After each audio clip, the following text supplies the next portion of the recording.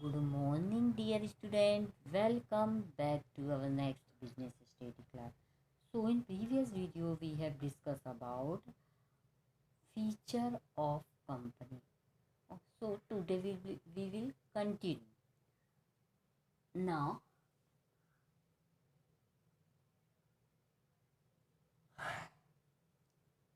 एक बार हम रिवाइज कर लेते हैं कि हमने प्रीवियस वीडियो में कौन कौन से फीचर पढ़े थे। तो हमने पढ़ा था artificial person, separate legal entity और third formation and control. So artificial person, company को आर्टिफिशियल पर्सन क्यों कहा गया है? क्योंकि ना उसकी नाक रहती, आँख रहती, मुंह रहता, कुछ भी नहीं रहता है। इसके बाद भी वो एक पर्सन की तरह किसी व्यक्ति से डील कर सकती है अपने नाम से, है ना। और क्या कर सकती है? अपने नाम से वो डील कर सकती है और इसके बाद वो लाइबिलिटीज भी ले सकती है, एसेट भी खरीद सकती है। ठीक है। अब क्या है फिर? सेपरेट लीगल एंटिटी, उसकी सेपरेट लीगल एंटिटी रहती है, कोई मेंबर के साथ वो जुड़ी नहीं है। सोल प्रोप्राइटरशिप का उसी के नाम से बिजनेस है ना। बिजनेस भी वही है, सोल प्रोप्राइटरशिप। और क्या है, पार्टनरशिप में भी यही होता है कि पार्टनरशिप में भी पार्टनर के नाम से ही बिजनेस चल रहा है। किंतु जो कंपनी है उसकी मेंबर की लीगल आइडेंटिटी अलग है और कंपनी की अलग है। कंपनी क्या कर सकती है? कोई भी जो है व्यक्ति के साथ अलग से डील कर सकती है उसकी, क्योंकि लीगल आइडेंटिटी है कि वह राम कंपनी है, श्याम कंपनी है, मोहन कंपनी है और वो अपने नाम से डील करे।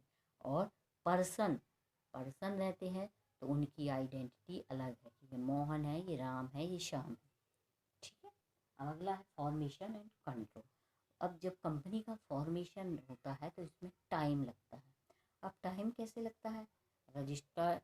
रजिस्ट्रार ऑफिस में जाना पड़ता है और वहाँ पे कई फॉर्म फिल करने पड़ते, कई फॉर्मेलिटी निभाना पड़ती है, फिर उनको सर्टिफिकेट मिलता है। ठीक है। मेमोरेंडम ऑफ एसोसिएशन, तो इनको सर्टिफिकेट मिलते हैं। और इसके बाद उसमें कुछ एक्सपेंसेस भी करने होते हैं। अब जब फॉर्म फिल करेंगे तो फॉर्म के पैसे तो देने पड़ेंगे और जो रजिस्ट्रेशन होगा तो वहाँ पे भी पैसे उनको देने पड़ते, यानी फॉर्मेशन के लिए भी कुछ एक्सपेंसेस करने पड़ते हैं। इसके बाद कंट्रोल। कंट्रोल क्या है?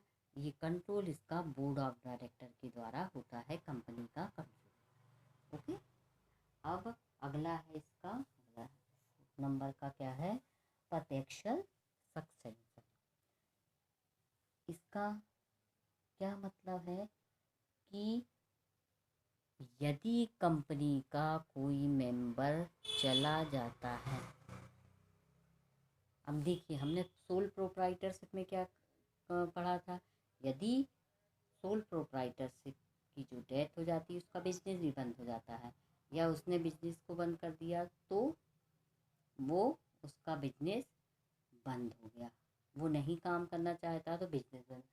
पार्टनरशिप में भी ऐसा है, यदि पार्टनरशिप ख़त्म हुई तो बिजनेस भी बंद हो गया। अगर एक आध व्यक्ति चलाना चाहता है तो चला सकता, पर मोस्टली अगर दो पार्टनर हैं और दोनों की नहीं बनी तो उनका बिजनेस भी बंद हो जाता। किंतु कंपनी में ऐसा नहीं है, नो डिफरेंट, कोई भी उसको फ़र्क नहीं पड़ता।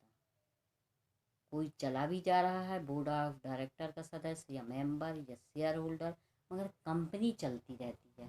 कोई अदर पर्सन आके वो खरीद सकता है कंपनी को, उसको चला सकता है।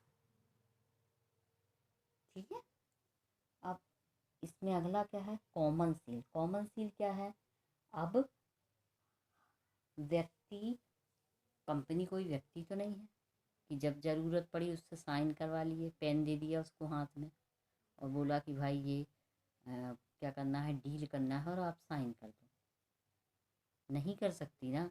अब कोई व्यक्ति मान लो बोर्ड ऑफ डायरेक्टर या अदर पर्सन कोई उससे क्या कर रहा है, डील कर रहा है कोई बिजनेस की, तो क्या करते हैं फिर, एक कॉमन सील रहती है वो ही सभी जगह लगाई जाती है। सील मतलब कंपनी की वो साइन का काम करती है।